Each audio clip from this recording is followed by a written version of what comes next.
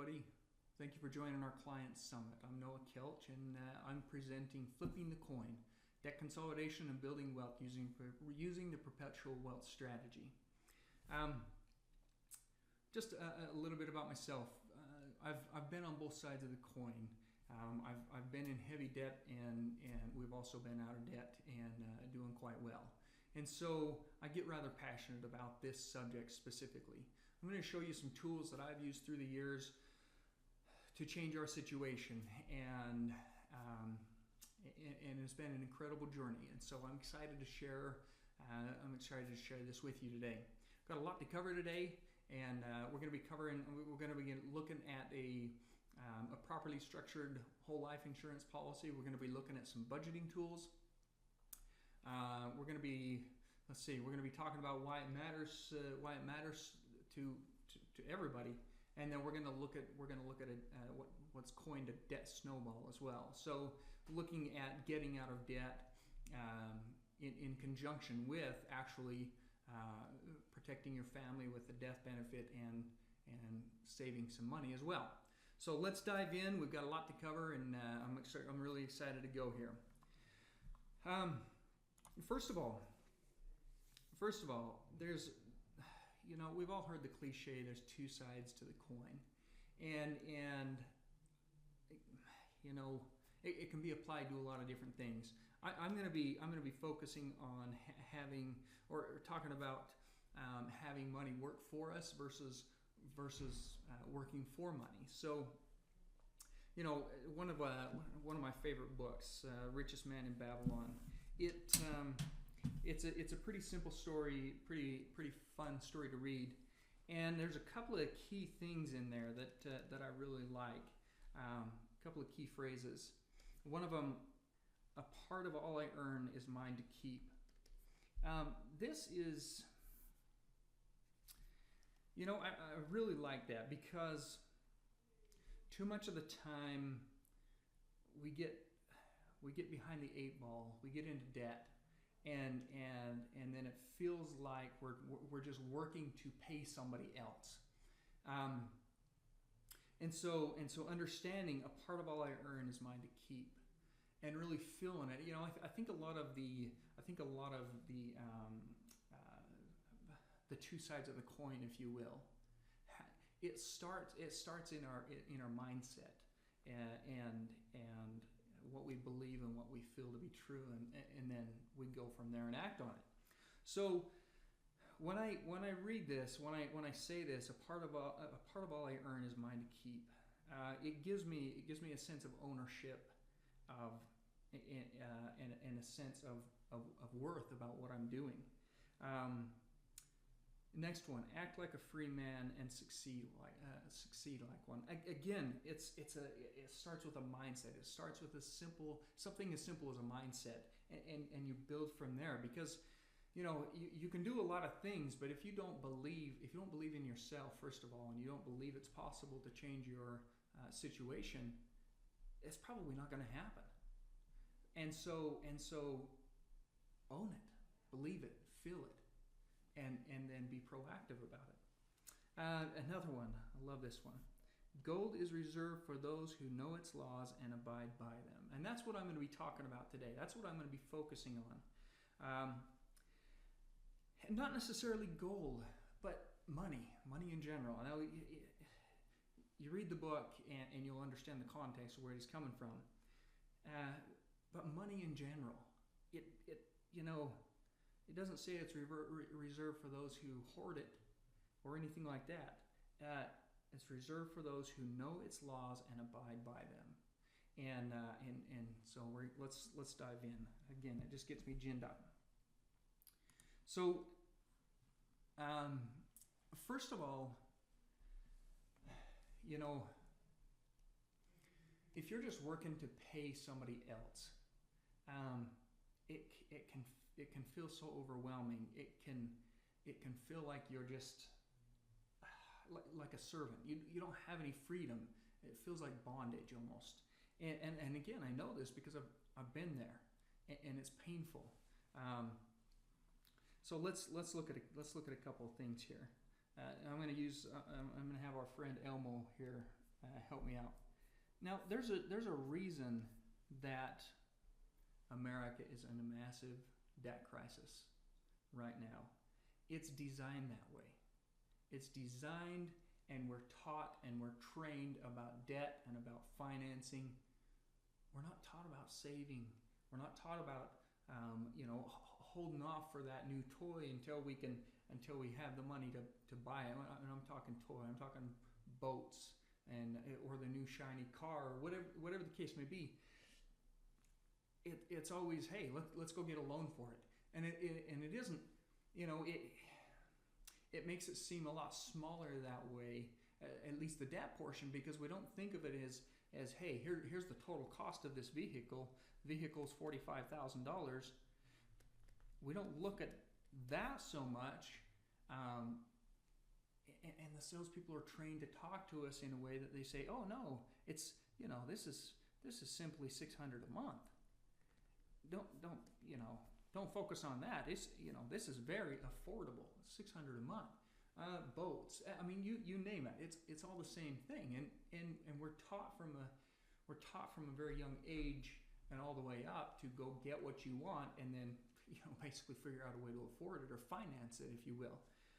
And it's designed that way a very long time ago, and it supports the banks that are doing it, okay, and really, and the government gets involved as well, because they have motivation to do it as well, and so it's taught in our school system. It's taught in it's by the lobbyists and things like that. It's by design that we're in debt like we are, and if it wasn't that way, America wouldn't be in debt. Our government wouldn't be in debt. So. You see here, now let me back up a little bit. Debt isn't necessarily always a bad thing, but you get to use it wisely. Otherwise it can really bite you.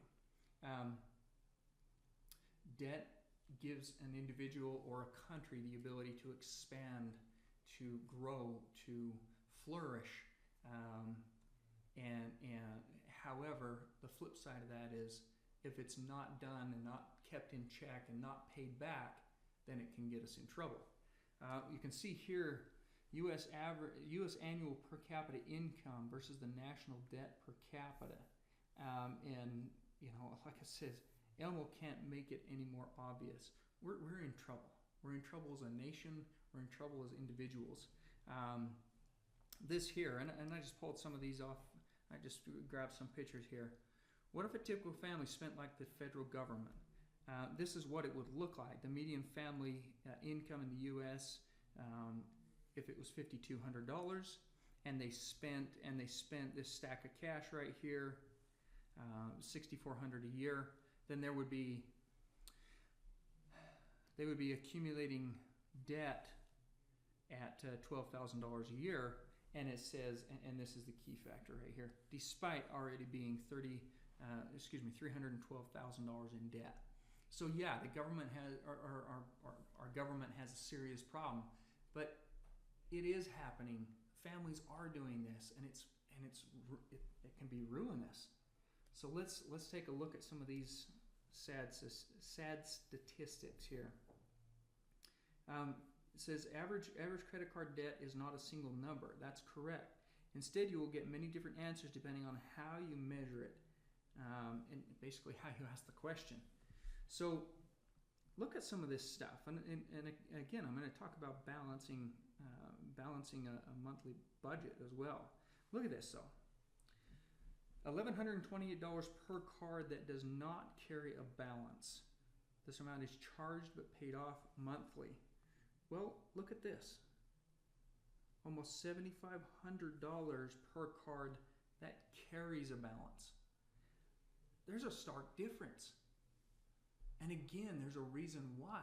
And plastic, using the credit card, using plastic, it's so much simpler than paying cash, so much more convenient than paying cash. But it also doesn't trigger the same neurons in our brain that giving up physical cash does. And so sometimes it's better to pay cash. Okay, and again, we'll take a look at more of this. Okay, let's look at something else. Let's look at something else here. Talking about the U.S. debt. USDebtClock.org. This shows you, and it's really kind of hard to fathom these numbers. The debt here, U.S. national debt, just under $20 trillion. You look at some of this stuff, it's hard to fathom some of these numbers. But it's a good reminder. It gives you some perspective of what's truly happening. And as Americans, we're putting the people in positions to do this to us. It's up to us to change that. Let me jump off of that here. Okay. So let's see here. Okay. Like I mentioned before, debt can feel very heavy. It can feel like a ball and chain. It can feel, it can feel so suffocating, and unfortunately, there's too little emphasis on our school system even that talks about how to balance a budget, how to read a cash flow statement, anything like that. Those are tools that would really be useful to everybody, and so it's up to us to go find it ourselves. And there's actually a lot of tools out there if you know where to look. I'm gonna share some of that in just a minute here. So the question is, how much will it save me? Conservative averages here. Spent on debt service. This is an average. $6,700 per year, and that's that's an average. That's an average of 9% of gross income. Okay, and that equates to close to 12% net, assuming a 25% tax bracket. And I say conservative because I've heard as much as 30%, but so to debt service throughout the lifetime. This $6,700, that may or may not include mortgage interest as well, and so that might be where that big jump is. That big jump is. So I'm just gonna take this number and we're gonna look at this and use this for our numbers. Look at this. This is another one. The average, these are averages. The average credit card debt, okay, is $15,675.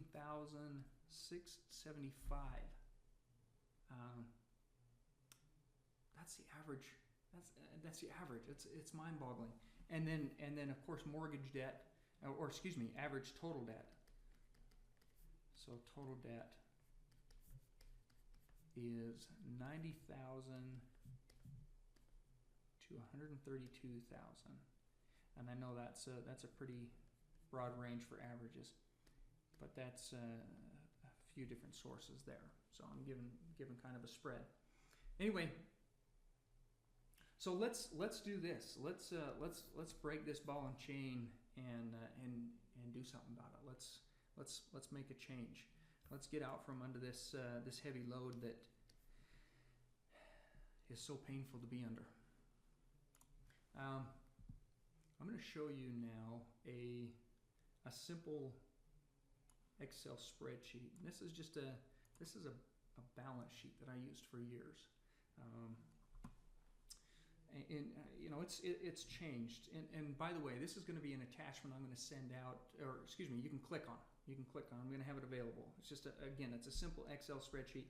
You can go in and change any fields to unless you've got something already, you can change any of this stuff.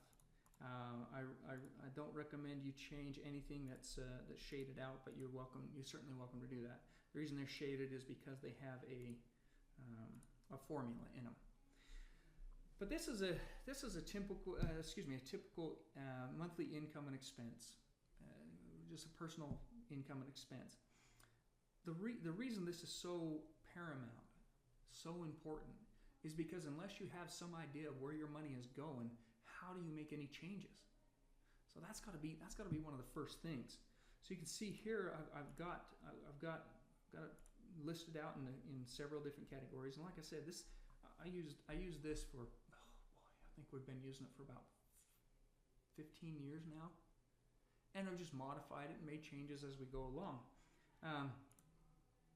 You can see here though, set monthly bills and what that's for, and of course it all adds together and spits out over here. If we change anything here, we got miscellaneous here. We have a birthday in there, and the amount that we spend on birthdays, so that spits over here into miscellaneous. Gas, we got a couple of different cars, dad's car, mom's car, so and so. The reason I say dad and mom's is because we've got some of the kids driving too, so and one of them has a car. Anyway, I didn't put that in here. You can see here, because our son that's driving is paying for his own gas. But anyway, you see here the gas in here, right there. Then we've got medical. We've got a couple of doctor bills in there, so they're in there as well. Just typical expenses. And then we've got check one, check two. Of course, if your salary, or if your commission, or get paid monthly, or in a different mode, then twice a month, then you can adjust that and do what you want with it. Anyway, these total up. Now you'll notice I said anything that's shaded out has a formula in it. You'll notice that food and personal cash do not have a formula. We pull these things out in cash, and for a very good reason. We do not use the card for these things.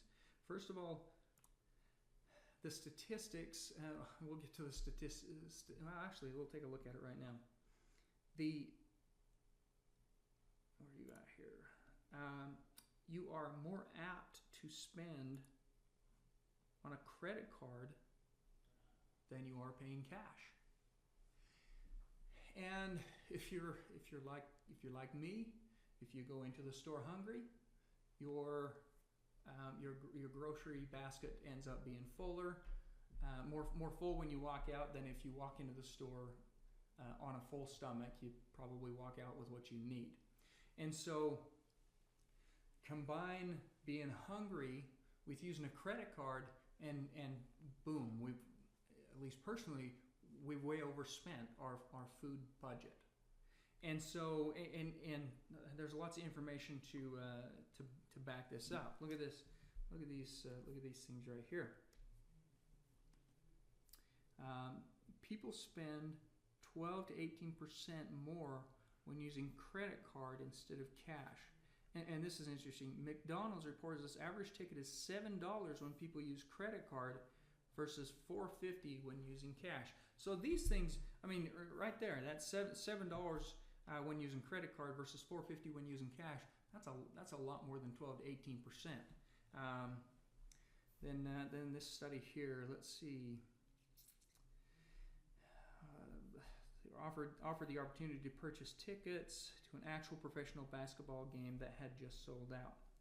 These tickets were highly desirable. Participants were told either they would have to pay in cash or that they would have to pay by credit card. So they weren't given a choice.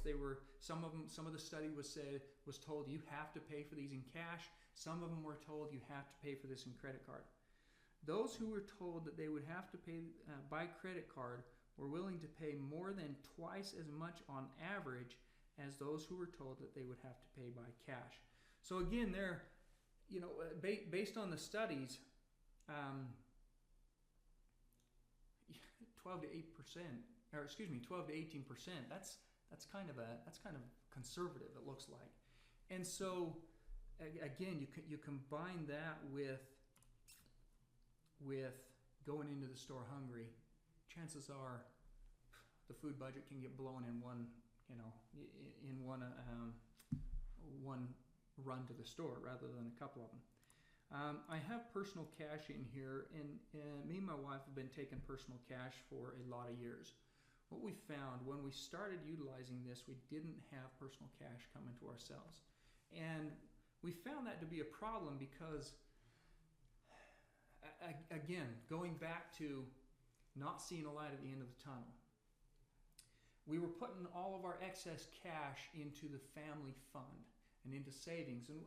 And what we found was that after so long of doing that, we started resenting it a little bit.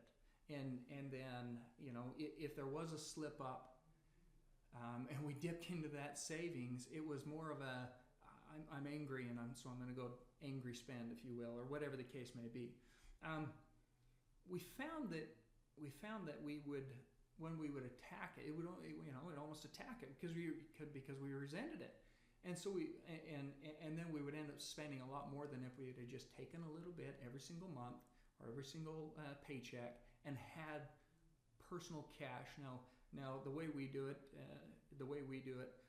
she doesn't check with me on where she spends her cash, her personal cash, and I don't check with her where I spend my personal cash.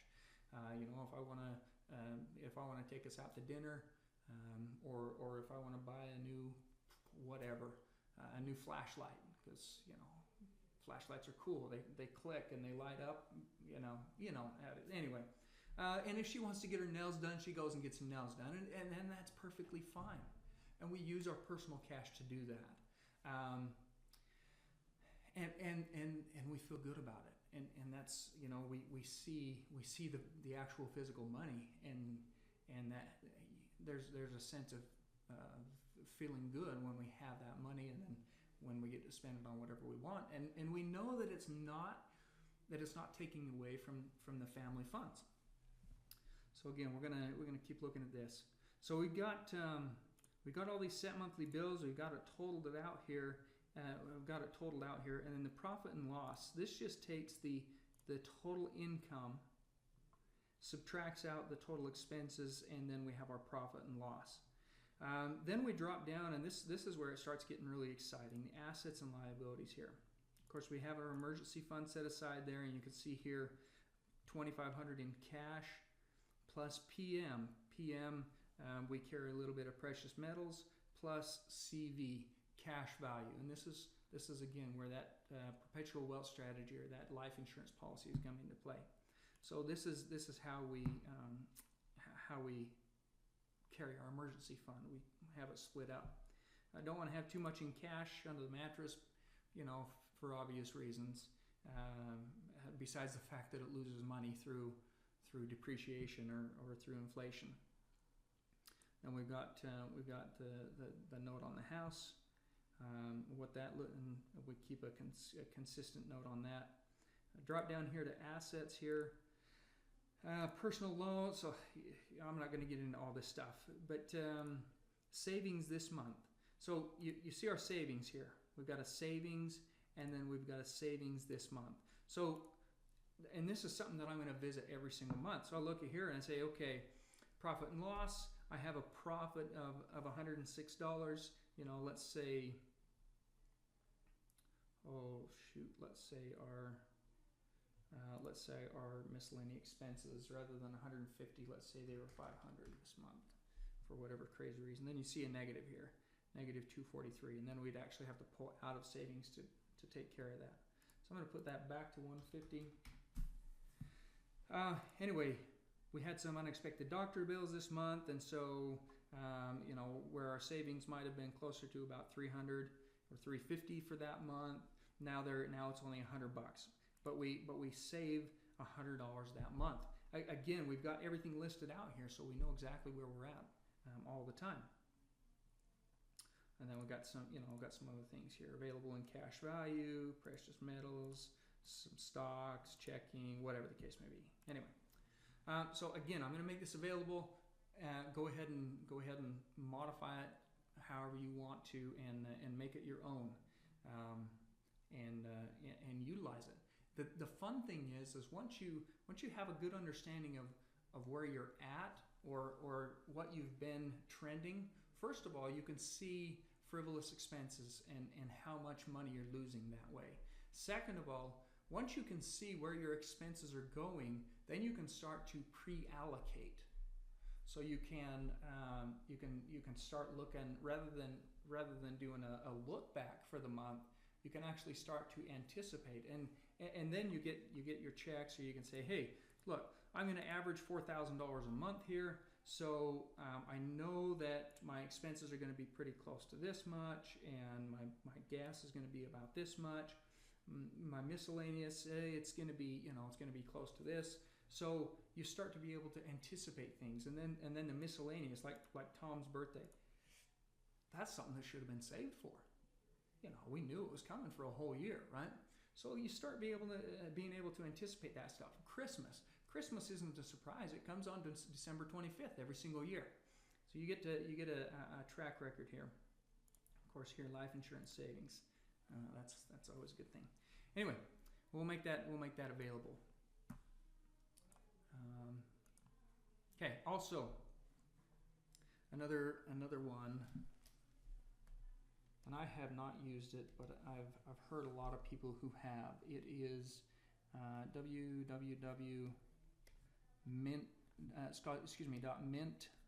.mint.com, and that's just one of them. Like I said, I've heard a few reliable sources that say that's a really good one that they use. But there's lots of them out there.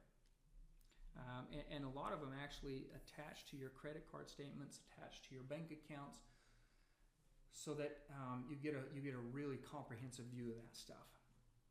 Okay, I got to keep moving on here. We've got a lot to cover still. All right. So now let's talk about the Perpetual Wealth Strategy. First of all, it's a life insurance policy. The Perpetual Wealth Strategy is a properly structured whole life insurance policy, and I'm not going to get into too much detail about this because I'm focusing on something else here. For our clients, you guys know how this stuff works, and you know how awesome it is. For those guests that are viewing this, or maybe you're considering, or you've maybe heard a little bit about this. This is one of the neatest things since sliced bread. I can't even. To talk about all the ways that this is awesome, it's beyond the scope of this meeting. So, but feel free to give us a call, or talk to a friend or somebody who owns these policies. They're incredible, and we look forward to assisting you as well in getting into one. Anyway, so I'm going to take. Do you remember this number? Remember this number right here, 6,700. That was the average debt service. So we're gonna actually use that number and use it for our purposes here today. So I've taken a 25-year-old male. That's about the time that you start getting into about the time that a lot of people start getting into heavy debt. You may have your first car, not your first car, your first house, maybe multiple cars, or maybe a couple cars, maybe some credit card debt. Whatever the case, I'm just taking a 25-year-old here for our purposes. Doesn't really matter because we're not necessarily focused on the individual's age so much as the cash value. And the cash value is going to grow. Doesn't matter if you're 25, 35, 55, whatever the case may be. The cash value is what we're going to be focusing on here. So I just took a simple base policy, about $500,000 premium here, $3,500, and then put this an additional $3,200 to paid up additions. So you can see I'm being very conservative on the way we're even funding this. I'm not even doing 50% of the paid up additions here, okay? And there's a reason for that. I want to illustrate a very doable situation. You don't even have to put more than 50% into a paid up addition to have this vehicle be effective. And I want to show you what that looks like.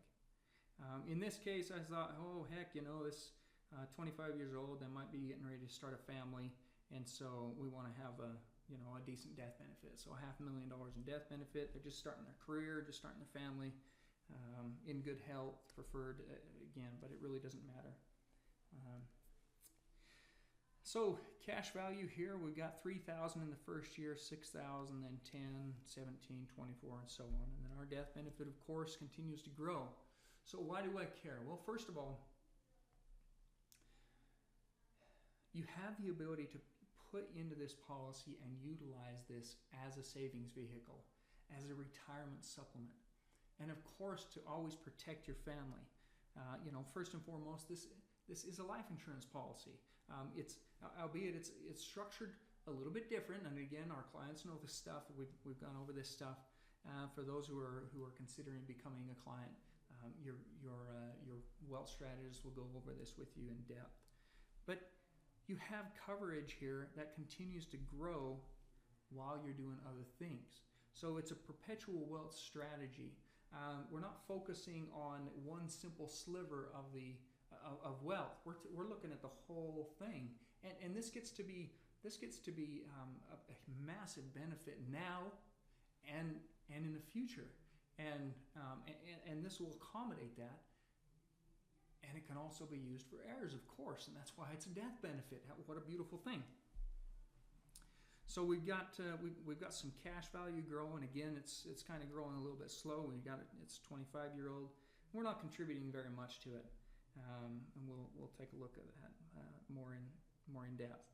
But you can see here, even with a small contribution, your cash value is going to accumulate significantly. And there, look at that. By 25 years in here, the guy's 50 years old, and he's got $1 million in death benefit now to protect his family, rather than 500, which is about where he started, 528.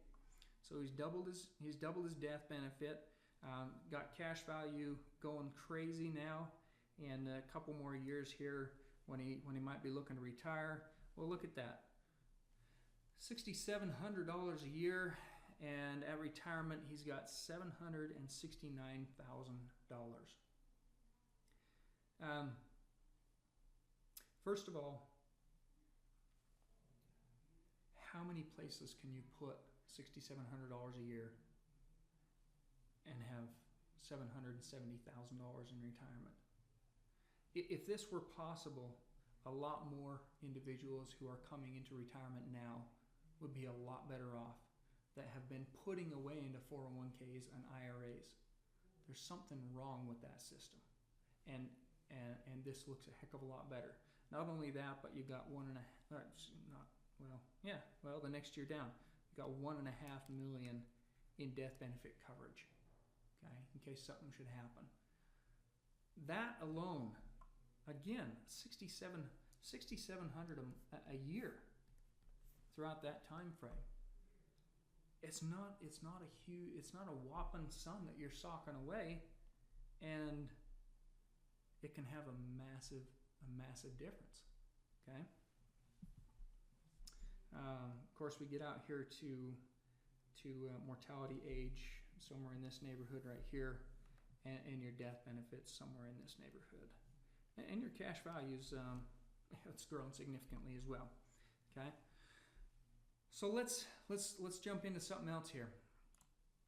Okay, well, let me back up just a little bit. Why do I care? If everybody can have this, why not? Why not? And how can I afford it? I mean, that's a question that comes up a lot. How can I afford it? $6,700 isn't a lot of money. Okay, not in the grand scheme of things. I mean, we're talking, when we switch back to this slide here and run those averages, talking about those averages here, that's the average debt service. That isn't the savings. That isn't paying down the debt. That is debt service. That is paying somebody else just so that I can have that debt. That's putting that money in somebody else's pocket and growing their wealth. So let's look at doing that for ourselves. Okay. Anyway, So I've got a little calculator here and a little worksheet here that I put together with some. Let's see if I can blow this up here. With some common debts, just some, simple credit cards. Got a couple of credit cards here. Grocery store here, gas station, the fun store, the fun guy store where you get tools and things like that. You know how it is. The flashlights thing. Back to the flashlights. We got a credit card here. We've got ABC Bank has car note B, and then Credit Union has car note A, and then the infamous student loans here. And what I did, I actually punched these in, and they were in order here, and then I clicked this thing to say, hey, I want to see the smallest balance first, because I'm going to be looking at a debt snowball. Debt snowball basically meaning you focus on one debt at a time. You get it paid off, and you move the payments that you were paying to that one onto the next one until that one's paid off, and you continue to roll that forward until your debts are paid off. You can see here the rates, and these are, these are pretty typical rates: 19, 20, 16, 18 for the credit cards. Drop down here, 3.5%, 4% for the cars, and then 6% for the student loan, and then minimum payments. I just grabbed these numbers out of the air. I know that I know that 35 is a lot of times a minimum balance or minimum payment on some of the lower balance ones, and got a $50, 100, 120, 125, and we got a couple of car payments here, and then student loan payments usually pretty stinking low, but they go out forever. And then in this particular case, we have actual payments. So and this is pretty common for individuals to have the minimum payments and then actually making more. So on this one, the Kroger, this is a grocery store, so we want to pay a bigger chunk of that down because next month we're going to go charge it up again. Sinclair doing the same thing with the gas. Of course, we want to dump a little bit more on there because we're gonna do it again next month. Sears, well, that's just a fun store, and we got Christmas coming up. You know how that goes. And then we're putting just a teeny bit, a little bit more. We want this car paid off a little bit faster, so we're putting a couple bucks more here. And then these last two, we're not putting any additional contributions in here. So we got these totals down here. And I told you this is going to come into play in that $6,700. Well, watch this. If we're paying $1,610 to all these payments per month, and our minimum payment or our actual payment is $1,025. We've got 1,025 here. There's our 585. That's how much we're paying extra. So I times that by 12. That gives us $7,000. So I'm going to take a little bit, or the majority of it. I'm going to take that $6,700, and we're gonna put that into our policy. Okay. And then we're gonna use a debt snowball here. So I've got the ability here to put in the values from the insurance policy. So there's our $6,700 going in. There's our here's the age of the individual, cash surrender value. This cash value. This is what we're going to be utilizing, looking at today. Of course, there's our death benefit. There's our $528,702 that grows up, and in 25 years we had a little over $1 million. So you can see there using all those numbers, and then we've got I've got it paying monthly here, so that we can see the cash value accrual as we go along here. And then here's our debt balances. Let's see our amortization tables. If we do not prepay these, but we didn't accrue any more interest, we'd have a lot of them paid off in the 31st month here. Well, let's see, 2 of them paid off in the 31st month,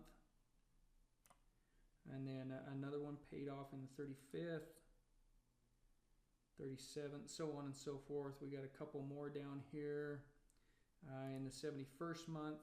Now again, this is if we do not accrue any more payments, okay, to these cards. 79th month, so we're out past 7 years there. Excuse me, not past 7 years. We're just under 7 years there. 84 is 7 years. So we're 6.5 years or so there. And then the student loan, of course, that just keeps going. So if we didn't accrue any more on these cards, but we just and we stopped using the cards and said, hey, you know what? I'm gonna stop the madness. I'm gonna stop putting all this money into somebody else's pocket, and I'm gonna start paying myself first, and start socking away money into the Perpetual Wealth Strategy, okay, and with the intent to utilize it. So again, just something to note here: how long it takes to get out of this debt if we're just paying it out regular. And to be honest, the credit card companies, it's no advantage to have you pay off your credit card. They make money when you continue to rack it up and continue to pay the fees and the interest expense every month. Okay. So what we're going to do is we're going to upset the banking industry and the government, because these perpetual wealth strategies have a lot of tax advantages as well. And we're gonna cut out the middlemen, and we're gonna get the advantages here. So I'm gonna start working on these debt balances, and we'll see how fast we can get them knocked out here. Okay. So all right. So we're going to use our cash value, and you can see our debt balances here in this column here. It's a little bit small. I'll blow that up. We use our debt balances here, and see when we can take our first loan from our policy. It looks like right here in month 4 we have enough. We got $1,000 in cash value, and that's where we're going to take our first loan. So I'm going to jump down here. Month 4, the balance is $783. Come over here, and I'm going to take a loan here for $783. Boom. Now you can see here the amount of money that we had been paying to that card, we are now just paying back to the policy. Okay, and you're going to see some cool stuff happening here. When we jump back over to the amortization, you can see that credit card is gone. It's wiped out, and it's done in 4 months. Okay. Then we're going to jump over here to the next one, our Sinclair card, and we're going to see when we can wipe that out. You'll also notice over here the total payments to our debt. Once we wipe that out, and you'll continue to see this, the total payments to debt is going to be depleted until it's gone, and we're just making that payment, the same payment that we were to that card. So in this case, it's $35. We're going to make that now over to the insurance policy to pay that loan back. Okay, so we're borrowing against our policy. Okay, so let's see, 1,300, somewhere in that neighborhood. So I'm going to jump back over here. We've got 1,400 in month 8. Jump back over here, month 8, 14, 1426, 1416. I don't have enough there. I'm going to take it in month 9. Month 9, we've got 1416 in month 9. So I'm going to say 1416. I'm going to borrow from the policy. There again, now we're making just a little bit more of a loan repayment back to the policy, and poof, that second one's gone. It's wiped out. Okay, we're going to jump over here. We're going to take out Sears next, and you can see our cash value continues to build here because we're making our payment into the policy, and then we're also making this tiny little loan repayment back. But the majority of this cash value, the available loan balance, is coming from our contribution into our policy. Again, we're paying ourselves first. Okay. Let me jump over here. Let's see, we need about $2,000 here. We've got 2,000 right here in month 15. Okay, so month 15, 1981 is what we need. Month 15 minus 1981. Okay, so we're accruing a little more interest on, or a little higher payment back to the policy, and poof, another loan is repaid. Jump over here. The next one we need is 1600, somewhere in that neighborhood. Looks like we can. Let's see if we can do it here right at 19. So month 19, we've got, we've only got 13 there. Let's jump up a little bit. Let's see if we can do it in month 18. 18, we've got 1600 available. Month 18, let's do that. We've got 1491. So minus 1491. And it's gone. Let's see here. Next one, 4,000, 3,000, somewhere in there. How about this month 25? Month 25 here, 27. Yeah, we can do that. So we've got month 25, 2754 minus 2754, and it's gone. Don't know if you guys have seen that little spoof on South Park where the kid is putting his money in the bank, and the banker says, "Oh, let me just invest this here and here, and we're going to move it over here," and it's gone. Well, we're doing the same thing, but to debt rather than your money. Okay, we get 3,000, 2,000 over here somewhere. Let's see. Let's see if we can do it at month 27. Month 27, we have 34, 34.15. Nope, we can't. 28, 31, 31.01. Month 28, we can do it there. So minus 31.01. Yeah, I'm drop this down again. And you can see that we just continue to pay our policy back here with the excess cash flow. Come over here and well, look at that. We've wiped out the 2 cars. We've wiped out all 4 credit cards, and we are now staring down the student loan here. Student loan, that's a pretty good size one. They want 20-some odd thousand for that. So let's do this. Let's just jump in here and let's say, hey, look, right here we've got $10,000 available. Let's take $10,000 and hit that right there. And then we build up another 10,000 in month 44. Let's see what month 44 is. 97.18. We can do it there. Month 44. Let's do that. So minus 97.18. Okay. So at that point right there, we have we're completely out of debt. You're done. Amortization tables, I mean, you're done in 44 months. Okay, let me come back over here to the debt balance here. So in 44 months, the debt is gone to any external, to any banking institution. You're debt free, other than a loan back to yourself at that point, because everybody else is paid off. Okay, at month 44 here. And then again, just redirecting the same money that you're already spending, and now you're paying that loan back off. Okay, anytime you pay something off, a credit card or a car, then you turn around and you pay your the policy loan back. So now we're completely out of debt. Oh, look at that! How ironic! Completely out of debt in 5 years.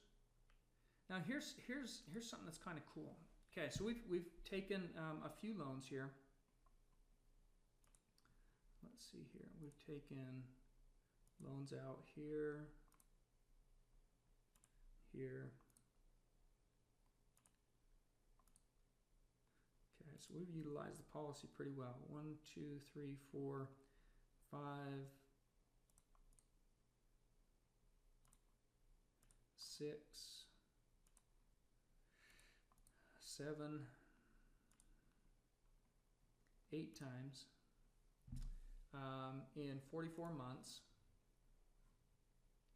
So a little over 3.5 years, completely out of consumer debt, student loans, cars, credit cards, everything gone, done. And then completely out of debt back to yourself within 5 years, or in 5 years here, okay? But look at this here. Available loan value, $24,820. So we went from $51,000 in debt, almost $52,000 in debt, to being completely debt-free and having $24,000 available in 5 years. Everything's paid off, debt-free, awesome. And you had protection on your family the whole time. Now we're gonna pop over to here. Okay, well here's the 5th year right here. There's your $24,000 of cash value. You've had protection for 5 years here. Your family's got $600,000 of death benefit available.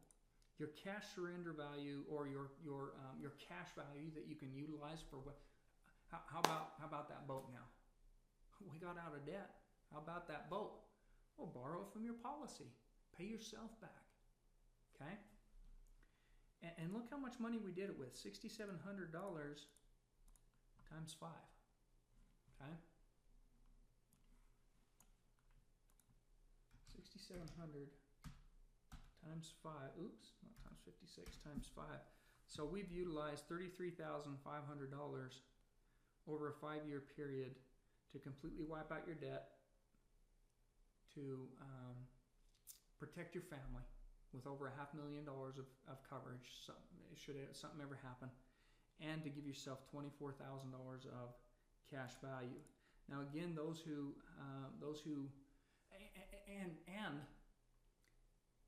I did that while being very conservative on how much we were actually putting into the paid up additions.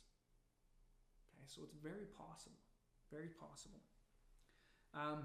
And then here's an added bonus. Do you remember this 1,025 that had been going to the minimum payments on the debt service? Well, guess what?